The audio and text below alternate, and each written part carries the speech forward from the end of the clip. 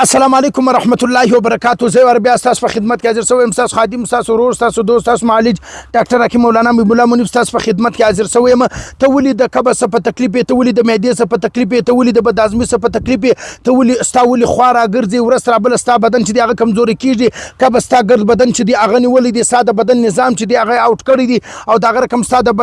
چې د هضمي نظام دی هغه خراب دی، او د هغه رقم په نس کې چې کوم دی د ګیسټریک مسایل ډېر د ګز د وجې زیات په تکلیف زیات پریشان چې ماز دی یو شی نه خوړلی پر هغه د خواره ګرځي، د خوا د ګرځلاو د مسلو څه په تکلیف،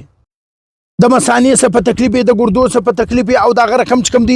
د نشې عادت چې دی هغه د تاسو نه پاتېږي. نن یو داسې فارموله چې د هغه د شام یو داسې بهترینه فارموله ده، ډېره خاص فارموله ده چې دغه فارموله استعمال کې انشاءالله د سر بوج به دې ختم شي، د سر درد به دې ختم شي، د معدې کمزوري به دې ختم شي، د هضمي نظام به دې برابر شي، اشتها به دې سم شي، خوراک به دې سم شي، د جسم ټوټل نظام چې کوم اوټ دی هغه ټوټل نظام چې دی هغه به برابر هم شي، جسم به تر و تازه شي، جسم چې دی هغه به فرش شي، د بدن دردونه بني، د سر بوج بني، د بدن کمزوري به ختم شي، بدن کې به قوت و طاقت راشي، جسم به فرش شي، او د جسم سټیمنا چې د هغه به فعال وي. دا یو داسې فارموله ده، یو داسې بهترینه فارموله زه در شام. بیا به دا نه وایي چې تا فارموله ماته نه ده راشولې، بیا به دا نه وایي چې ما فارموله نه ده استعمال کړې، بیا به دا نه وایي چې کورنۍ علاج تا نه دی راشولی، بیا به دا نه وایي چې تا چې کومه خاص فارموله تا ته در معلومه هغه دې نه ده راشولې. نن دا فارموله چې د هغه صدقه جاریه د ثواب نه چې دی هغه در شام د الله د رضا دپاره در شام. که په کور کې زنانې، که ماشومانې، که لویانې، که هر هغه څوک په تکلیف وي دغه فارموله چې د هغه د استعمال کې انشاءالله د الله تعالی په فضل و کرم سره که چیرې ته په سارا کې، که په هر خوا کې، ته که په هر ځای کې، که چیرې ستا اچانک د ډاکټر ترتیب سیستم چې دی هغه نه برابرېږي، اچانک یو مریض په تکلیف شي، دغه یو څو شان زه در شام دا د ځانه سره نوټ که، د ځانه سره یې ولیکه، د هغه رقم د ځانه سره محفوظه که، دا بیا راواخه عام عرف انصاري له ورسې ورته وایه چې دغه شان و ما ته راکه، دا شان راواخه د ځانه سره او دغه استعمال که. انشاءالله ته خو څه که ستا ګرده کورنۍ به ما ته دعاوې کړي د الله تعالی په فضل کرم سره. قلم کاغذ راواخه، بسم الله ووایه، او دغه فارموله چې دغه د ځانه سره نوټ که، د ځانه سره نوټ که. میتي دانه سوه، لونګ سو،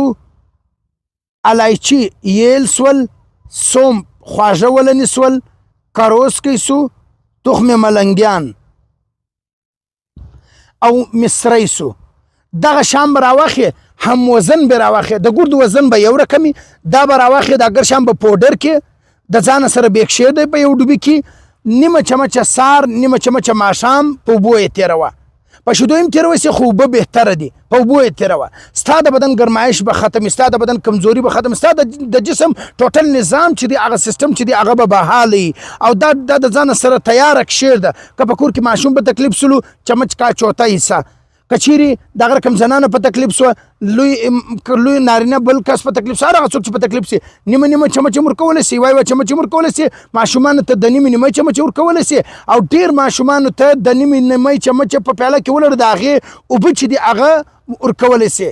सबसे पहले आपने घबराना नहीं. اوس یو بهترینه وظیفه چې د هغه د دې دپاره شام وظیفه د ځانه سره نوټ کړه. ترینه وظیفه ده د هر مرض د هر مشکل لپاره دغه وظیفه. کومه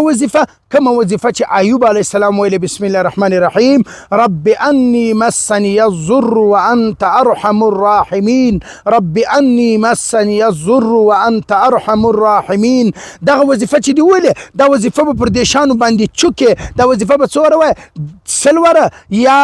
یو سل یو وره یا 314 واره، دا وایه پر دیشانو باندې چوکه، او بیا دغه پوډر چې دی هغه ته ګرد کور استعمالولی سي، او د هغه رقم ستاسو ورور، ستاسو خادم، ستاسو معالج ډاکټر حکیم مولانا حبیب الله منیب ستاسو دپاره یو بهترینه فارموله چې د هغه تیاره کړې ده، او که چیرې ته وایې زه نسم تیارولی، په ټولو برانچو کې زموږ سره موجوده ده، او خاص پوډر، خاص دا چې کومه نسخه ما در وښوله ډېر خاص پوډر دی، دا موږ تیاره کړی یم، د تیاره هم زموږ په برانچو کې پرته ده، ته ترلاسه کولی سې د الموی پاکستاني جامع سنټر د برانچو څخه، او الموی پاکستاني جامع سنټر چې کوم مین مرکزي برانچ دی جان محمد روډ صدیقیه تبلیغانو مرکز ته مخامخ.